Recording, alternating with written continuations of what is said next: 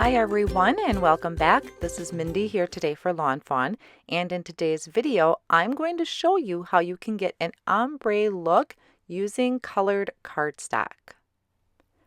I'm going to start off with some Gold Rush cardstock, and I'm going to use the stitched hillside border die to die cut out a little sandy beach. Now if you haven't seen the Gold Rush cardstock from Lawnfawn before, it is gorgeous.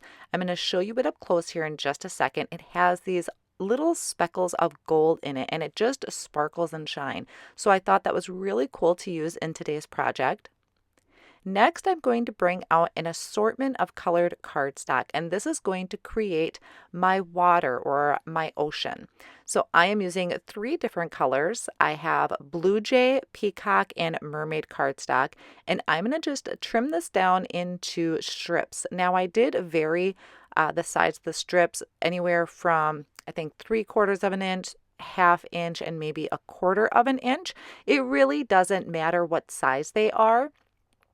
Now for my ombre sky, I'm going to use sticky note, sunflower, fake tan, guava, and raspberry cardstock, and these are all colors of cardstock that Lawnfawn carries, and this is going to create the ombre look. I had a lot of people mention in my last video about ink blending and maybe having a hard time with it, so this is kind of another variation of how you can create an ombre background, scene building, anything like that, and get that ombre look just by using your cardstock. And this is also really great because you can use scraps of cardstock. You don't necessarily need a full sheet. So I'm starting with my darkest color. I kind of lined up my stitched hillside there, or my beach, to get an idea where I needed to put that first strip of cardstock. And then I'm just adding my adhesive to the back and layering those different colors onto the bottom. Then working my way up, I'm going into the sky. So starting with the lightest color, which is the sticky note, then the sunflower, the fake tan, the guava, and the raspberry. And you can see this is exactly the colors I would ink blend for a sky if I were to be doing a sunset. Now I did get a little off there when it came to my lines, so I did overlap those top 2 pieces just a little bit.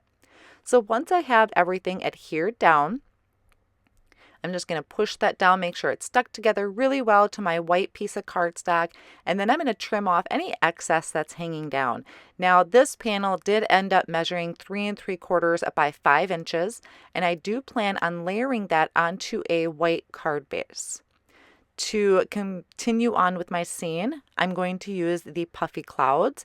Now notice where I'm putting this. I want just little corners, so that's where I'm going to die cut my puffy clouds out of, is the corners of this piece of white cardstock.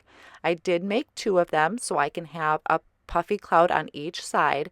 And you see the reason I did the corners of the white cardstock is I'm putting that right where my horizon is meeting the water there, and I am just simply giddy about this look.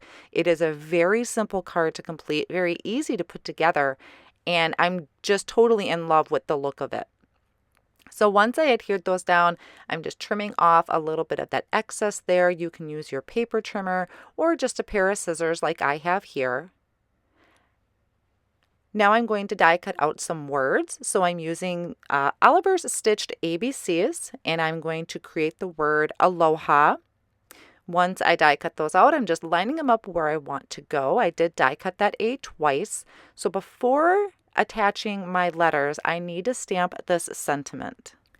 This sentiment comes from the Offset Sayings birthday stamp set. I'm going to stamp it right on that little skinny strip of the mermaid cardstock. I just lined it up where I wanted it to go, picked it up with a block, and stamped it down. And I apologize you don't see me stamping it because I really had to get my head right over that card to see it.